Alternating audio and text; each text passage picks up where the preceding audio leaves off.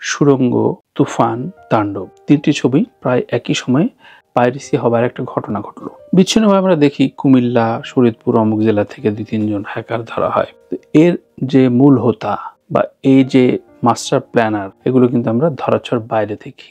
সন্দেহের বিষয়টা তখনই দাঁড়ায় যে অন্যান্য প্রোডাকশনের ছবিগুলো যখন পাইরেসি হয় না, এমন না যে এই ছবিটাই হিট হয়েছে, অন্য ছবি হিট হয়েছে কিন্তু পাইরেসি হয়নি, এমন না। কিন্তু অনেক ছবি হিট হয়, পাইরেসি ঠেকাতে পারেন তারা। অনেকদিন পর সোল্ড আউট টিকিটে কনসার্ট হয়েছে। প্রীতম, প্রতীক হাসান, জন অতিথি হিসেবে গিয়েছিল, কিন্তু স্টেজে উঠে গান গেয়েছে। এই শোকে নানানভাবে বলা হচ্ছে যে না, এবং কারা বলছে এই আমাদের মতো মিউজিক কম্পোজার 2-4 জন যারা ঈর্ষায়, নিজে হয়তো কিছু করতে পারে নাই, কিন্তু ঈর্ষায় ফেসবুকে স্ট্যাটাস দিচ্ছে যে কম্পিউটার কিনলেই কম্পোজার হইতে পারো, গান গায়ো না, বা 2 লাইন গেয়ে দর্শকদের মাইক দিচ্ছে গান গাওয়ার জন্য। গানটা তো সে কম্পোজ করেছে, সেটা পপুলার হয়েছে।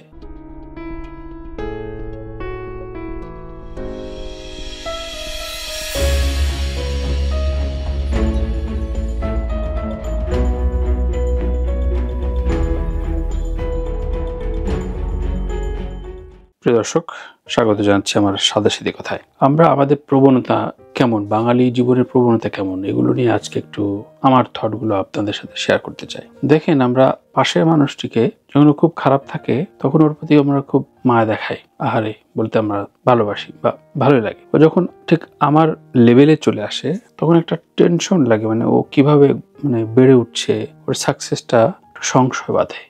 আবার ধরেন ওর পরিশ্রম বা ওর কাজের একাগ্রতা দিয়ে ও আমার চাইতেও উপরে উঠে গেল, তখন ঈর্ষায় যেই আমি ওর খারাপ অবস্থায় আহারে বলেছিলাম কি খারাপ আছে, সেই আমি বলছি নিশ্চয়ই একটা ভেজাল আছে, নাইলে তো এত উপরে ওঠার কথা না। অর্থাৎ আমরা আমাদের পারিপার্শ্বিকতাকে মেনে নিতে চাই না, আমরা প্রচন্ড পরিমাণে ঈর্ষা নিয়ে বাঁচি, এবং সবচেয়ে বড় কথা হচ্ছে আমরা অ্যাপ্রিসিয়েট করতে জানি না। আমাদের ফিল্ম ইন্ডাস্ট্রির অবস্থা প্রচন্ড পরিমাণে নাজুক। এখানে প্রোডাকশন নাই, প্রডিউসার নাই, পরিচালকরা লগ্নিকার খোঁজে, কিন্তু ছবিটা বেচে তারা পয়সা দিতে পারে না প্রডিউসারকে, সুতরাং একই প্রডিউসার একাধিক ছবিতে আর থাকে না। জাজ মাল্টিমিডিয়া কিছুদিন কাজ করেছে, এখন একটু ঢিলে ঢালা হয়ে গেছে, এরপরে আলফায় কাজ করছে। আলফার সাকসেস দেখে অনেকেই সেই ওই আচরণের ভেতরে তারা নানানভাবে কূটকৌশলে, দেখেন সুড়ঙ্গ, তুফান, তাণ্ডব তিনটি ছবি প্রায় একই সময়ে পাইরেসি হবার একটা ঘটনা ঘটলো। বিচ্ছিন্নভাবে আমরা দেখি কুমিল্লা, শরীয়তপুর অমুক জেলা থেকে 2-3 জন হ্যাকার ধরা হয়। তো এর যে মূল হোতা বা এই যে মাস্টার প্ল্যানার, এগুলো কিন্তু আমরা ধরাছোঁয়ার বাইরে দেখি। এখন বলতে পারেন যে আপনি কি কাউকে সন্দেহ করছেন? সন্দেহের বিষয়টা তখনই দাঁড়ায় যে অন্যান্য প্রোডাকশনের ছবিগুলো যখন পাইরেসি হয় না, এমন না যে এই ছবিটাই হিট হয়েছে, অন্য ছবি হিট হয়েছে কিন্তু পাইরেসি হয়নি, এমন না। কিন্তু অনেক ছবি হিট হয়, পাইরেসি ঠেকাতে পারেন তারা। দুইটা উপায় আছে। আমাদের পাইরেসি প্রোডাকশন রয়েছে, ডিজিটাল প্রোডাকশনের জন্য একটা আলাদা খরচ করতে হয়, এবং সেটি অনেকে করার পরও এই দুরভিসন্ধির কারণে তারা পেরে ওঠে না। আমরা অন্য কাউকে উঠতে দিতে চাই না, ভালো লাগে না, অ্যাপ্রিসিয়েটও করতে চাই না। আমরা নিজেরা নিজেদের ক্ষতি করি সবচেয়ে বেশি, এবং সেই জালেই আমরা এই তাণ্ডবের বা এর আগের যে কটা ছবি পাইরেসি হয়েছে সে ধরনের ঘটনায় আমরা পড়েছি। এই ঘটনাগুলো আপনার কাছে কেমন লাগে? আমরা আমাদের মোরালের জায়গাটি কতটা শক্ত করেছি? দেখেন, আমি এখন আজকে একটা উন্নত দেশে রয়েছি, ক্যালিফোর্নিয়া আছি এখন। এখানে কিংবা আমেরিকার যে কোনো রাস্তায় যে কোনো ড্রাইভার মাঝরাত 3টা 3:30 বাজে, কোনো ক্যামেরাও নাই, ট্রাফিক ক্যামেরা, কিন্তু সিগন্যালে দাঁড়িয়ে গেছে, দেখছে এদিক ওদিক আছে কিনা, সিগন্যাল কখন লাল থেকে হলুদ হয়ে সবুজ আসবে, তারপর সে গাড়িটা চালাবে। এই যে মোরালিটি, এই মোরাল জায়গা আমরা কখনো ওই জায়গায় পৌঁছতে পারি। সুতরাং আমাদের মোরাল জায়গাগুলো স্টাবলিশ করাটা খুব জরুরি। নিউ ইয়র্কে প্রীতম হাসান নিউ ইয়র্ক সহ অনেকগুলো স্টেটে শো করছে।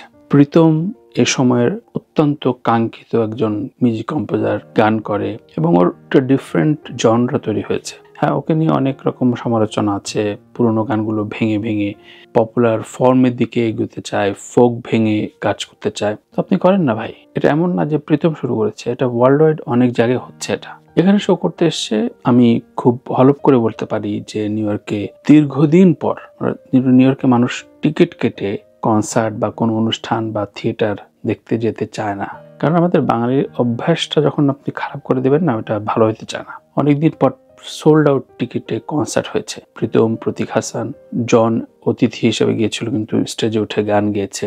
এই শোকে নানানভাবে বলা হচ্ছে যে না, এবং কারা বলছে এই আমাদের মতো মিউজিক কম্পোজার 2-4 জন যারা ঈর্ষায়, নিজে হয়তো কিছু করতে পারে নাই, কিন্তু ঈর্ষায় ফেসবুকে স্ট্যাটাস দিচ্ছে যে কম্পিউটার কিনলেই কম্পোজার হইতে পারো, গান গায়ো না, বা 2 লাইন গেয়ে দর্শকদের মাইক দিচ্ছে গান গাওয়ার জন্য। গানটা তো সে কম্পোজ করেছে, সেটা পপুলার হয়েছে। এই অভ্যেস, এই রীতি, এই আচরণ থেকে আমরা কবে বেরোতে পারবো তা বলা মুশকিল। এর মধ্যে দেখেন আমাদের পপুলার ফর্মে ইউটিউব বলেন, চ্যানেল বলেন, এসব জায়গায় যে ধরনের ইন্টারভিউর চর্চা হচ্ছে, মানে আপনার আয় কত, আপনার সুগার ড্যাডি আছে কিনা, সুগার মম কয়টা, আপনার ওজন কমালেন কেমনে, আপনি কিছু কিছু প্রশ্ন দেবে উপস্থাপক হঠাৎ করে ডাবল মিনিং, সেগুলো সুর পাবে। এটা 2 পক্ষেরই আবার দোষ আছে। যিনি অতিথি হিসেবে বসছেন উনি চাইছে যে এই অনুষ্ঠানটা যদি ভাইরাল হইতে হবে, সুতরাং সুরসুরি হোক, যেইভাবে হোক, যে অশ্লীল ইঙ্গিত হোক, আমি পারি না পারি এখানে বসবো। উপস্থাপকও সেই মৌকাটা নেয়, প্রডিউসার, উপস্থাপক সব মিলে চায় যে ভাইরাল হইতে। সুতরাং আমাদের মোরাল থিংসটা, আমরা কোন জায়গাটায় থামবো, কোন জায়গাটায় না বলবো, এই জায়গাটা আমাদের এই এথিক্স থাকে না। অনেকে অনেকভাবে সমালোচনা করতে পারেন, কিন্তু অথেন্টিক জায়গায় আপনি যখন অন্ধ হয়ে যাবেন, যখন আপনি অন্যকে থ্যাংক ইউ, অন্যকে ভালো লাগার কথাটা বলতে পারবেন না হীনমন্যতায়, তখন আপনি আর আপনার মানসিক গ্রোথ কোনোদিন প্রত্যাশা করবেন না। 3টে বিচ্ছিন্ন বিষয় বললাম, বাট কথা বলার একটা উদ্দেশ্য সাদাসিধে কথায় যে আমার বোধের জায়গাটা আপনাদের সাথে শেয়ার করা। ভালো নাও লাগতে পারে, সে কারণেও প্রাসঙ্গিক প্রতিবাদ, সমালোচনা আপনি করতে পারেন, কিন্তু কটাক্ষ করে না। এটা বারবার বিভিন্ন কন্টেন্ট আমি বলে যাচ্ছি এবং বলে যাব। ধন্যবাদ সবাইকে, ভালো থাকবেন, ভালো রাখবেন। আবার নতুন কোনো কন্টেন্টে কথা হবে, আমার জীবন দর্শন, জীবন বোধের জায়গাগুলো নিয়ে বলবো আপনাদের সাথে।